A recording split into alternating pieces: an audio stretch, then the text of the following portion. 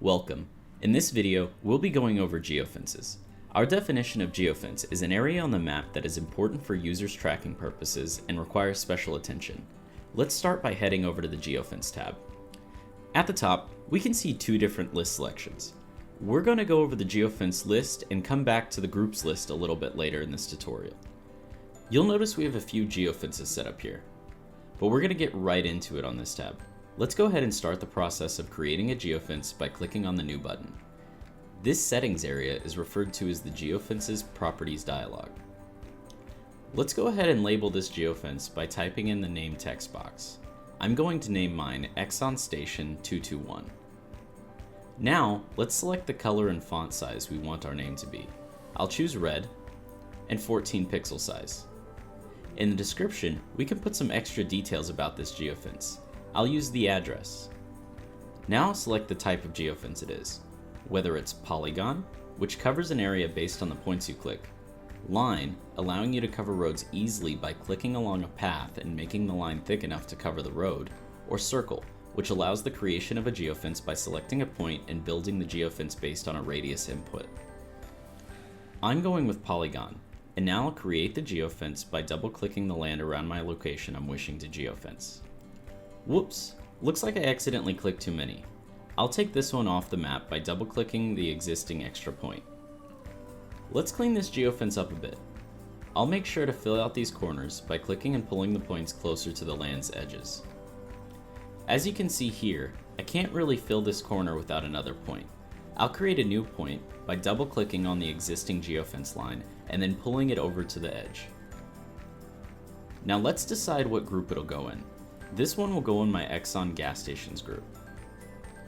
Here, we can either choose to select an image from our desktop, or I can choose one from the existing library. I'll choose this gas station icon here. Here you can see the area, as well as the perimeter of the geofence that we're creating. Now let's select the color of this geofence. I'll make this one yellow. If I wish to leave the icon on the map, but hide the outline, I can uncheck the Display Shape on Map box located here. Under Visibility, you can specify map zooms at which geofences will be displayed or not. Different map types, such as Google Maps or Bing Maps, can have different graduations of map scales. However, all possible values fall into a range of 1 to 19. 1 is the most detailed scale. By choosing it, you will see small streets and houses. 19 is the largest scale, and by choosing it, you will see an overview of the whole world. If a geofence is a city, it makes sense to see it on larger scales, such as 8 to 14. Whereas if it's a building, it's more logical to see it on more detailed scales. My geofence is a parking lot, thus I choose the visibility level from 1 to 8. Lastly, you can choose to cancel, clear the information you've put in, or save the geofence you've created. Let's go ahead and save. Awesome, we've created a geofence. Now let's see what this information looks like completed. To the left of the geofence name, we can see the visibility checkbox. This box decides whether or not the geofence appears on the map. It should be noted that the geofence's visibility does not affect its existence in notifications or reports. If we hover over the name of the geofence, we can see all the details of it in the tooltip box below. To the right of the geofence, we can see a number under the vehicle icon. This number represents the quantity of units within that geofence. And if a geofence has certain settings we'd like to carry over to a new one we're creating, we can choose to copy an existing geofence and remake it with a new location by clicking on the copy button. Let's return to the top of the work area, and now we're going to look at the groups list. I won't be going over the functions that are the same as this one, just the things that are different. Let's go ahead and create a new geofence group by selecting on the New button. Now let's decide a name for our group, such as hardware suppliers. And if we want, we can describe this group in more detail in the description. Next, we'll need to add some units to our group. But before we can get started, we can make this process easier by sorting out the existing geofences. So in this box, I'll select items outside groups. This will clear my list of anything that has already been grouped. Then I'll type out some words or words that are in common across all the geofences, such as hardware. Now that I've sorted out the units on the left side, I actually need to transfer them to my group, which is on the right side. The quickest way is to double click on the individual geofence as long as there is a small number of geofences.